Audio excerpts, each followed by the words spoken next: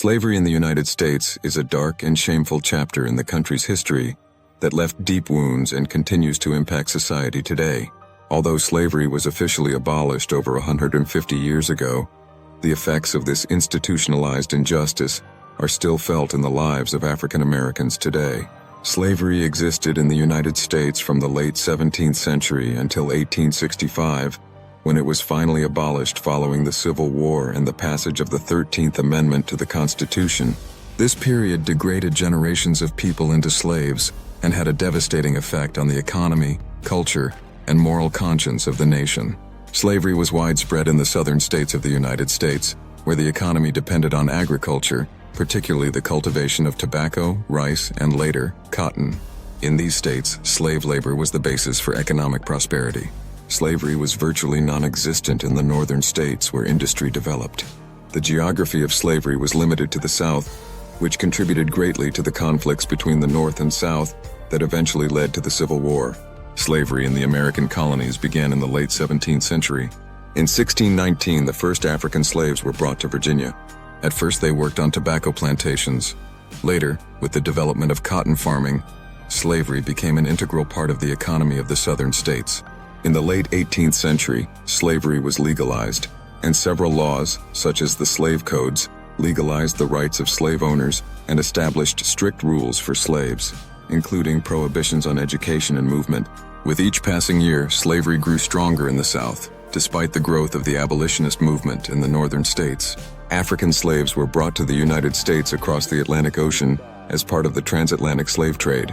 They came mainly from West African countries such as Nigeria, Ghana, Angola, and others. Slave traders typically captured Africans and sold them in international markets, including Boston, Newport, and other ports.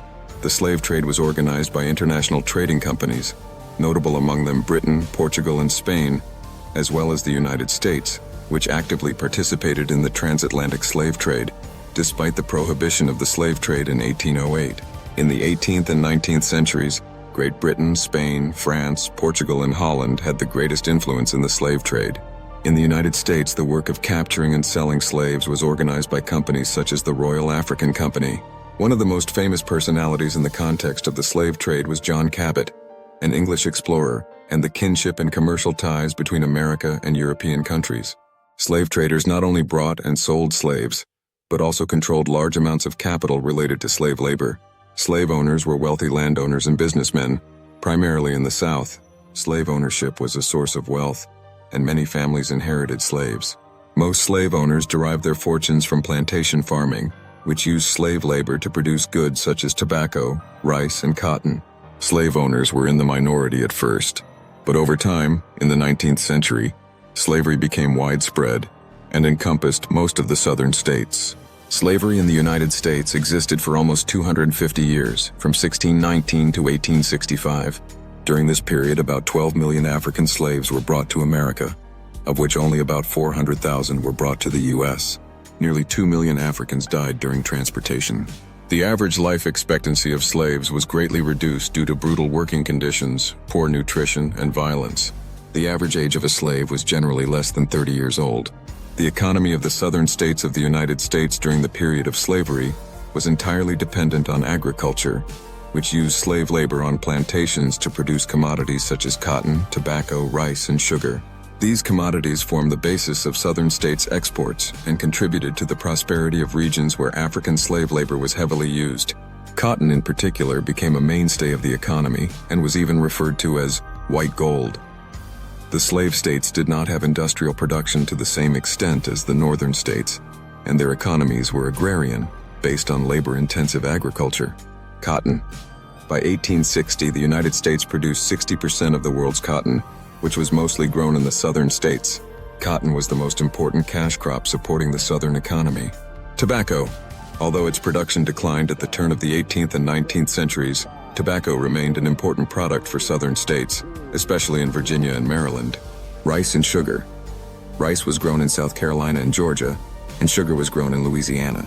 These crops also required the use of slave labor. Slaves were not only used in agriculture, but also in other trades. For example, they worked in railroad construction, coal mining, factories, and in cities as domestic staff, cooks, maids, and servants. Slavery increased the labor force on numerous farms and in small-scale industrial production, although most slaves remained employed in the agrarian sphere. As of 1860, the U.S. produced about 2 billion pounds of cotton, 60% of the world's production. This cotton was a major commodity for export to Europe. Approximately 4 million slaves worked on the plantations, a significant portion of the entire population of the southern states. Slave labor was used primarily in the southern states of the United States, where the economy was based on agriculture and plantations. Here is a list of states that actively use slave labor: Virginia, South Carolina, Georgia, Alabama, Mississippi, Tennessee, Louisiana, Florida, Kentucky, Missouri, Texas, Arkansas, North Carolina, Maryland, and Delaware. There were several administrative structures and statutes that protected the interests of slaveholders in the slave states. The main tools of protection and control were the slave codes, laws governing the status of slaves, and the slave courts that heard cases involving slaves and slaveholders. These laws restricted slaves' rights to movement, education, and fixed rules regarding their punishment and possible conditions of emancipation. Slave courts played an important role in regulating the rights of slaves and their owners. Slave owners could sue if a slave ran away or was found guilty of a crime. To secure ownership rights over slaves, slave owners used a variety of documents. The main document was a slave contract or certificate of ownership, which confirmed that a person was the property of the owner. Slaves could be registered in local courts, and the records became part of the court archives. In addition, slave owners often recorded their holdings in family registries and wills. Slaves were used in the fields, in homes, and in various trades. Plantation labor was hard and exhausting. Slaves were forbidden to learn to read and write, and physical abuse was the norm. Labor expectations were high, and any attempt to escape was punished with severe punishments, including beatings and the death penalty. Slave labor was extremely hard.